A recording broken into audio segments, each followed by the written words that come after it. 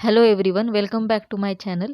ज्यांनी माझा पवना लेक कॅम्पिंगचा व्हिडिओ बघितला आहे त्यानंतरचा आता हा पुढचा व्लॉग आहे. म्हणजे पवना लेक कॅम्पिंगमधून चेकआउट करून आम्ही गणपतीपुळेसाठी निघालो होतो आणि रात्री 7 वाजता त्या दिवशी पोहोचलो. तर हा दुसऱ्या दिवशीचा व्हिडिओ आहे, ज्या दिवशी आम्ही गणपतीपुळे एक्सप्लोअर केलं. म्हणजे गणपतीपुळेमधली 2-3 ठिकाणे आम्ही बघितली आणि त्या ठिकाणाबद्दलच मी या व्लॉगमध्ये तुम्हाला सांगणार आहे. तर लॉजमध्ये रात्री थांबलो होतो. लॉजचं ऑलरेडी ॲडव्हान्स बुकिंग आम्ही केलं होतं आणि सकाळी अंघोळ वगैरे आवरून फ्रेश होऊन नाश्ता करून आता आम्ही मंदिरात दर्शनासाठी निघालो आहोत. आधी विचार केला की ख्रिसमसच्या सुट्ट्यामुळे फार गर्दी असेल, फार नंबर असतील दर्शनाला. पण फारशी काही रांग नव्हती दर्शनासाठी. आम्हाला फारसा वेळही नाही लागला. 7:15ला आम्ही दर्शनाच्या रांगेला लागलो होतो आणि 9 वाजता म्हणजे अर्धा ते पाऊण तासात आमची दर्शनही व्यवस्थित झाली होती. त्यामुळे मंदिरातून असं बाहेर पडलो तेव्हा 9 वाजले होते आणि कोवळं ऊन बाहेर पडलं होतं. कोणी सेल्फी काढत होतं, कोणी व्लॉगिंग करत होतं. प्रत्येकजण आपापल्या ॲक्टिव्हिटीमध्ये बिझी होतं आणि मला तर हा सुंदर व्ह्यू आवडला होता. कोवळं ऊन, आजूबाजूला हिरवी झाडं आणि हे समुद्राचं खळाळतं निळशार पाणी. तर म्हणूनच मला असं वाटलं कॅमेरा काढावा आणि हे सगळं शूट करावं. तर हा असा गणपतीपुळेचा सुंदर निसर्ग तुम्ही बघताय. खूप सुंदर आहे हा, डोळ्यात म्हणजे मावत नाही इतकं याचं सौंदर्य. आता मंदिरात दर्शन झाल्यानंतर आम्हाला बीचवर खेळायला जायचं होतं, पाणी खेळायला. तर शाश्वत इथे बीचवरच्या खेळण्यांसाठी हट्ट करत होता, की त्याला बीचवरची माती खेळायची होती, पाणी खेळायचं होतं. मग त्याच्यासाठीच्या प्लास्टिकच्या खेळण्या लागत होत्या. त्याला ते इथे त्याचे बाबा घेऊन देत होते. घरी असे 1-2 सेट पडलेले असतानाही त्याला इथे नवीन सेट हवा होता. आणि ऑफकोर्स मिलेनियल्समधले पॅरेंट्स असल्याने आपण मुलांच्या हट्टाला नाही नाही म्हणू शकत. आय होप तुम्ही या गोष्टीशी रिलेट करू शकाल. तर त्याला ती खेळणी घेऊन दिल्यानंतर आम्ही बीचवर गेलो. तर हा गणपतीपुळेचा सुंदर असा समुद्रकिनारा. त्यानंतर आम्ही त्या तिथल्या बाईकवर बसलेलो थोड्या वेळासाठी आणि त्यांनी फिरून आणलं. छान वाटलं ते पण, ती बाईक राईड घेऊन पण. कारण असा काहीतरी वेगळा अनुभव असावा आयुष्यात, जो तुम्हाला वेगळं काहीतरी अनुभव देऊन जातो. त्या बाईक राईडनंतर मी उंटावर बसलेली होती, म्हणजे उंटाची सफारी केली. माहीत नाही लहानपणी बसलेली की नाही, आठवत नाही. पण आता ह्या वेळेला बसले ना, तर फार भीती वाटत होती. कारण उंटाच्या पाठीचा कणा हा सरळ नसतो, त्यामुळे आपण बसल्यावरती प्रॉपर ग्रीप तशी भेटत नाही. आपण कंटिन्यू हलत असतो. इवन शाश्वतचे बाबा माझी शूटिंग घेत होते, तर मी कॅमेराकडे सुद्धा व्यवस्थित बघू शकत नव्हते. मला इतकी भीती वाटत होती. बट ठीक आहे, असाही अनुभव आवश्यक असतो. त्यानंतर आम्ही मॅजिक गार्डनकडे निघालो. पाण्यात जास्त खेळलो नाही, कारण मग असा विचार केला की पाण्यात खेळायला जास्त वेळ घालवला तर मग आपल्याला दुसरी ठिकाणं बघता येणार नाही. तर मॅजिक गार्डनचं तिकीट ₹200 पर पर्सन आहे आणि ₹50 तिथे मोबाईल किंवा कॅमेराचे एक्स्ट्रा चार्जेस आहेत.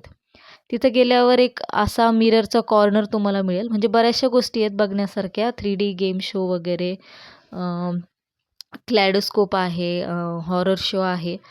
तर त्यापैकी हा मिरर शो आहे. मल्टिपल मिरर्स लावलेले आहेत एका रूममध्ये, जेणेकरून तुमचं जे रिफ्लेक्शन आहे ते सगळ्या बाजूनी पडतं. छान वाटलं मध्ये जाऊन. स्पेसिफिकली ती जी लाइटिंग ग्रीन आणि रेडमध्ये चेंज होत होती आणि आम्ही मध्ये फोटो काढत होतो, तर ते पण छान वाटलं. अजून एक असा सेल्फी कॉर्नर त्यांनी बनवलेला आहे. म्हणजे बरेचसे असे चौकोनी शेपमध्ये मल्टिपल मिरर्स लावलेत. त्यामुळे तुम्ही कुठूनही कोणत्याही अँगलनी उभे राहिले तर तुम्हाला तुमचे स्वतःचेच असे मल्टिपल रिफ्लेक्शन दिसणार आहे. तुम्ही स्वतःचंच प्रतिबिंब बऱ्याच वेळेला ते बघू शकता. त्यामुळे इथेही आम्ही फोटो काढले, 5-10 मिनटं घालवले आणि मग गेम झोनमध्ये गेलो. इथे तुम्हाला दिसतंय शाश्वत ही पझल सॉल्व करायचा प्रयत्न करतोय. ॲक्च्युली तुमच्या तिकीटमध्येच हा गेम शो, म्हणजे हे जे गेमचं सेक्शन आहे ना त्यांचं, ते इन्क्लूड असतं आणि हे पझल सॉल्व करण्यासाठी तुम्हाला 30 सेकंद दिले जातात. मग ह्या 30 सेकंदमध्ये ह्या बॉलला त्याच्या डेस्टिनेशनपर्यंत पोचायचं असतं. शाश्वतने ट्राय केलं, पण त्याचा बॉल काही 30 सेकंदापर्यंत पोचला नाही. ॲक्च्युली या गेम सेक्शनमध्ये भरपूर असे गेम्स आहेत. 3 ते 4 जे गेम्स आहेत ते तुमच्या तिकीटमध्ये इन्क्लूड असतात. त्यानंतर जे गेम्स आहेत जर तुम्हाला खेळायचे असले तर तिथे एक्स्ट्रा चार्जेस पे करावे लागतात. आता त्या पझलच्या गेमनंतर हा एक टच मी नॉट चॅलेंज होता. तिथे एक शाश्वत हातात पाईप दिसत असेल तुम्हाला. त्याला असा राऊंड आहे गोल आकड्यासारखा, आणि तो जो पाईप आहे तर याला टच न करता लास्टपर्यंत घेऊन जायचा. आणि मध्ये मध्ये जेव्हा केव्हा टच होत होतं तर तिथे असा बीप असा साऊंड येत होता, म्हणजे त्याला सेन्सर लावलेले होते त्यांनी. आणि तुमचं असं टास्क होतं टच मी नॉट चॅलेंज, म्हणजे त्याला टच न करता तो शेवटपर्यंत पाईप घेऊन जायचा होता त्याच्या डेस्टिनेशनपर्यंत. तर शाश्वत सुरुवातीला तर फुल्ली कॉन्फिडंट होता की एकदाही टच नाही होणार मम्मा, पण 4 ते 5 वेळेस त्याचं टच झालं, पण शेवटी त्यांनी ते कंप्लीट करून दाखवलं. मजा आली त्याला पण हे करताना.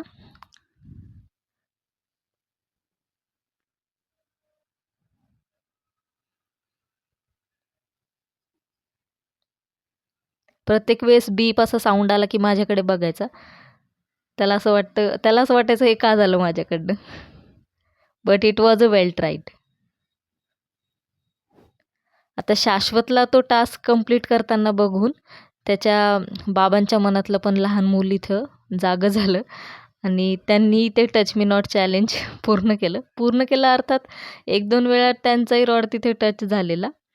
बट ठीक आहे, अशा गोष्टी पण एन्जॉय करायला पाहिजे.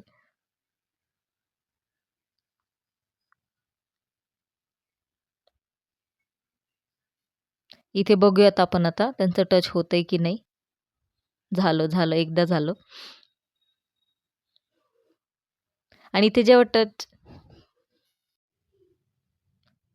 मी इथे शाश्वतच्या बाबांना मोटिवेट करत होते ते टास्क कंप्लीट करण्यासाठी, आणि ते मला म्हणत होते तू मध्ये बोललीस म्हणून टच झालं, नाहीतर मी ते कंप्लीट केलं असतं.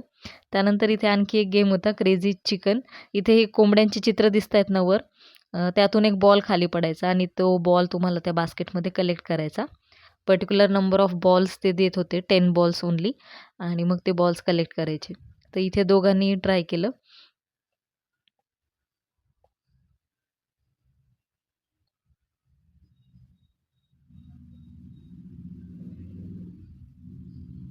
शाश्वतचा टर्न झाला, आता त्याच्या बाबांचा टर्न.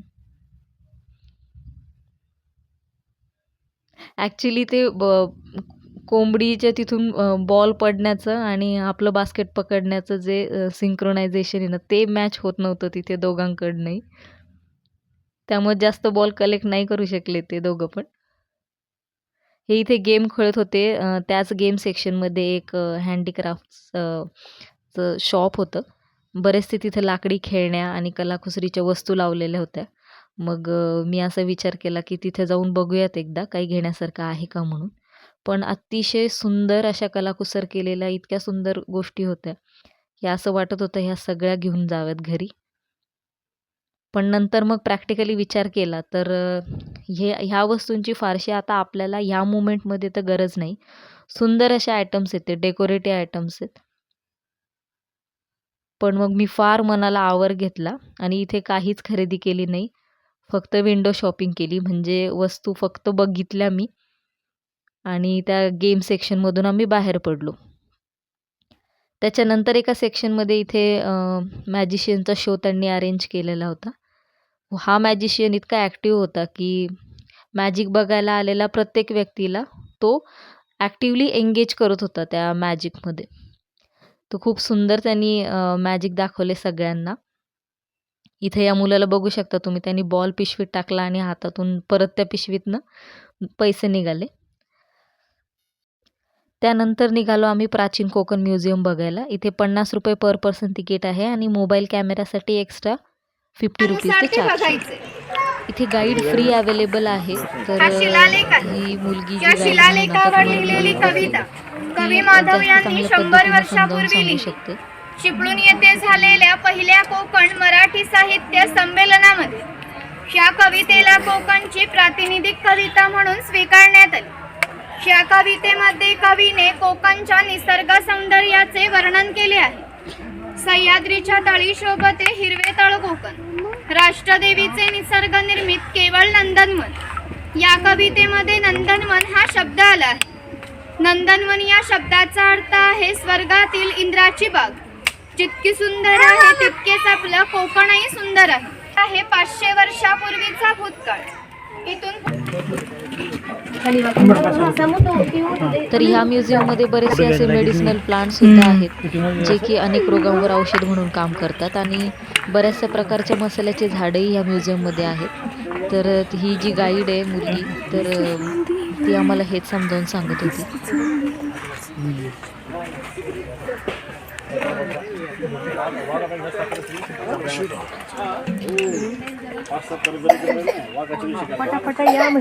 या रानात यांचा उल्लेख केलेला आहे की हजारो वर्षापूर्वी भगवान परशुराम होऊन गेले. त्यांनी संपूर्ण पृथ्वी जिंकून घेतली आणि जिंकून घेतलेली सर्व पृथ्वी त्यांनी दान केली. दान केलेली कोणतीही गोष्ट आपण वापरत नाही, परंतु त्यांना राहण्यासाठी भूमीची गरज होती. म्हणून आपण ज्या ठिकाणी उभे आहोत तिथे हजारो वर्षापूर्वी समुद्र होता. त्यांनी त्याच्याशी युद्ध केले आणि त्याला 40 ते 50 किलोमीटर पाठीमागे ढकलले आणि ते कोकण प्रदेशाची निर्मिती केली. म्हणून या कोकण प्रदेशाला परशुरामांची भूमी असेही म्हणतात. कोकणामध्ये लाल रंगाचा जांभा नावाचा दगड मिळतो. जांभ्या दगडाचा हा जो पक्का रोड तयार केला आहे याला कोकणी भाषेत पाखाडी म्हणतात. पूर्वी सामान्यपणे अशा पाखाड्या ग्रामदेवतेकडे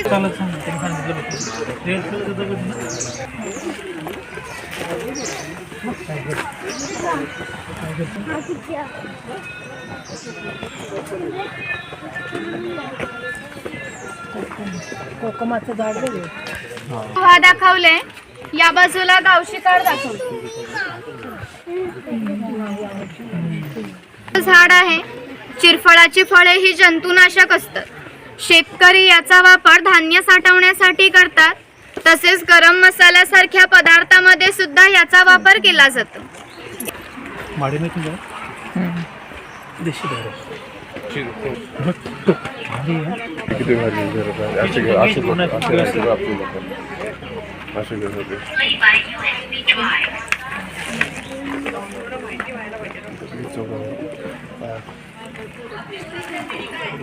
नारळ चौरंग दगडी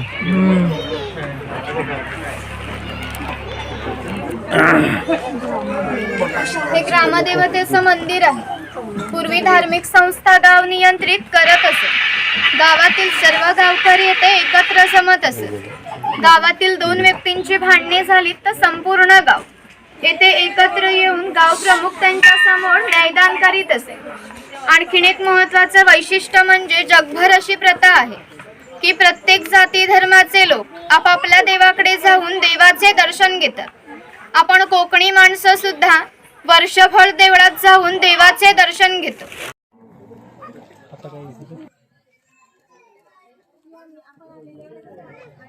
तिथे कडक लक्ष्मी दाखवले. स्वतःला चापकाचे फटके मारून घेतात ना पोतराज, त्यांना कडक लक्ष्मी म्हणतात. ते लोक गावात खेळ दाखवण्यासाठी यायचे. कोळी समाजाचे लोक समुद्राची छोटी होडी घेऊन हे लोक 8 ते 10 तास पद्धत अस्तित्वात होती. म्हणजेच नाभिक, सुतार, चर्मकार, कासार हे लोकांना घरोघरी जाऊन सेवा पुरवतात. त्या बदल्यात त्यांना पैसे नव्हे तर केवळ धान्य मिळते. म्हणजेच एका नाभिकाला एका कुटुंबातील पुरुषाच्या घरोघरी जाऊन केस व दाढी करण्यासाठी वर्षभरासाठी 4 पैसे म्हणजेच आत्ताचे 8 किलो धान्य मिळत असे. आमच्या नाभिकाविषयी आणखीन थोडं मजेशीर वर्णन आमच्या लोकसाहित्यामध्ये आढळतं. असं म्हणतात की गावातील प्रत्येक गोष्ट ही नाभिकाला माहीत असते.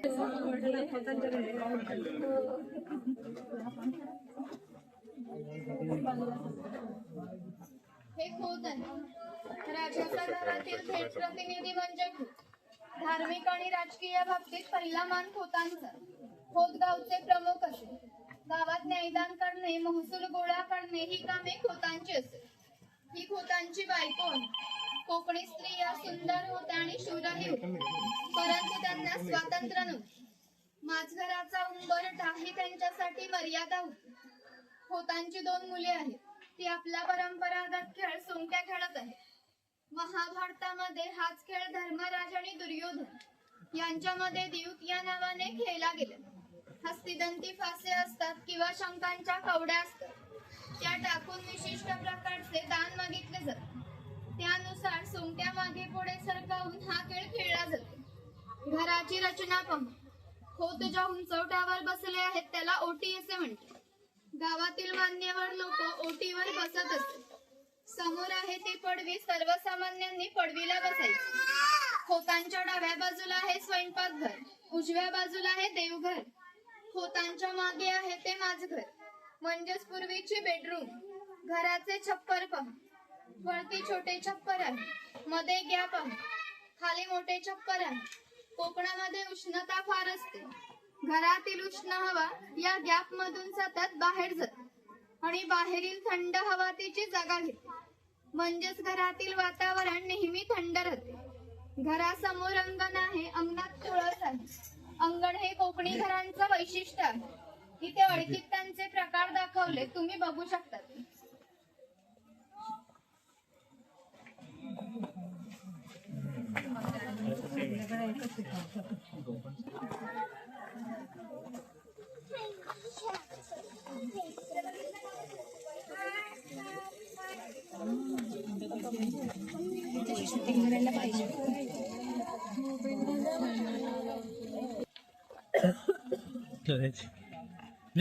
आनंदाची जो दिवसाचा मेळ आहे ना, भारी वाटतं एकदम असं.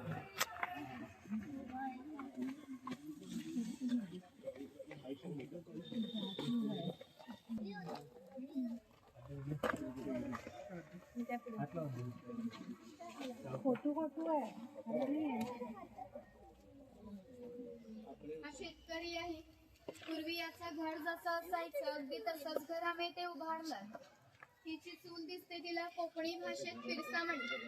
ती सतत पेटकी ठेवली जाईल कारण पूर्वी लाईटर किंवा माचीस नव्हती. शेतकऱ्याच्या बायकोला जेव्हा स्वयंपाक करायचा असेल तेव्हा येथील 2-3 निखारे घेऊन स्वयंपाकघरातील चूल ही पेटवीत असते. हा विस्तार विजला तर घरातून गारगोटी दगड ठेवलेले असते, त्या एकमेकांवर घासून विस्ताव करावा लागत असते. ही शेतकऱ्याची बायको आहे, ते शेतकऱ्याची मुलगी आहे. तो पाळणा आहे. पाळणा आम्ही शेतकऱ्याच्या घरात कायमस्वरूपी टांगून ठेवला. उचाला आहे, हिचा वापर कपडे सुकवण्यासाठी केला जायचा. आणि इकडे गौरी गणपतीचा सण दाखवला.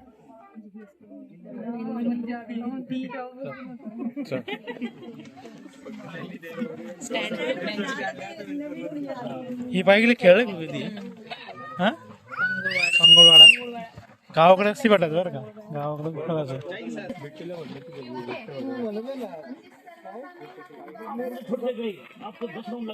उन्हाळा आला की मातीची मडकी तयार करा. दिवाळीच्या वेळेला पांट्या तयार करून त्या घरोघरी पोहोचवण्याचे काम हा कुंभार करत असतो. हे सफेद रंगाचे मडके आहे ते माडी काढण्याचे मडके आहे. कोकणात नारळाची झाडे खूप मोठ्या प्रमाणात असतात. त्याला नारळ येण्यापूर्वी एक पोळ येते, तिला आडवा काप दिला जातो. बाजूने विशिष्ट प्रकारचा झाडपाला लावला जातो. तो पाला आतील माडी शोषून घेतो व थेंब थेंब तर हे गळणारी प्राचीन माडी कोकण हे म्युझियम बघायला तुम्हाला कमीत कमी 2 ते 2.5 तासांचा वेळ लागतो. मॅजिक गार्डनमध्ये सगळं एक्सप्लोअर करायला 1 तासाभरांचा वेळ लागतो. त्यामुळे दुपारचे 2 वाजले होते आणि आम्हाला प्रचंड भूक लागली होती. त्यामुळे आम्ही 2 वाजता आधी जेवणावर ताव मारला आणि नंतर 3 वाजता रूममध्ये लॉजमध्ये जाऊन फ्रेश वगैरे झालो आणि नंतर निघालो आरे बीचवर जाण्यासाठी. तर आरे बीच हा हायवेवरच आहे. ॲक्च्युली हायवेवरच त्याची पार्किंग आहे आणि पार्किंग केल्यानंतर एक 2 मिनिटांचा अशी छोटीशी पाऊलवाट आहे. नंतर आरे बीच हा लागतो. तर आरे बीच आणि वारे बीच ॲक्च्युली हे 2 वेगवेगळे बीच आहेत आणि 1 ते 1.5 किलोमीटरच्या अंतरावर, फार जास्त अंतर नाही आहे या दोन्ही बीचमध्ये. तर आम्हाला ॲक्च्युली सनसेट बघायचा होता. आधी असं कन्सिडर करून गेलो होतो की आरेवारी बीच हा एकच असेल. तिथे गेल्यानंतर कळालं आरे वेगळा बीच आहे आणि वारे वेगळा बीच आहे. आणि गेल्या गेल्या शाश्वतने ऑफकोर्स त्याचे खेळणं काढून खेळायला सुरुवात केली. समुद्रांच्या लाटामधलं पाणी भरून आणायचं, ते दुसरीकडे ओतायचं, नाहीतर मग ते त्याच्या खेळण्यावर ओतायचं. असंच खेळणं त्याचं बराच वेळ चालू होतं. आरे बीचवर थोडा वेळ स्पेंड केल्यानंतर आम्ही वारे बीचकडे निघालो, कारण आम्हाला तिथला सनसेट बघायचा होता म्हणून. तर तर बीचवर तुम्ही कोणताही जा, मिळणार तुम्हाला निळाशार पाणी, या खेळणाऱ्या लाटा, फक्त एवढंच.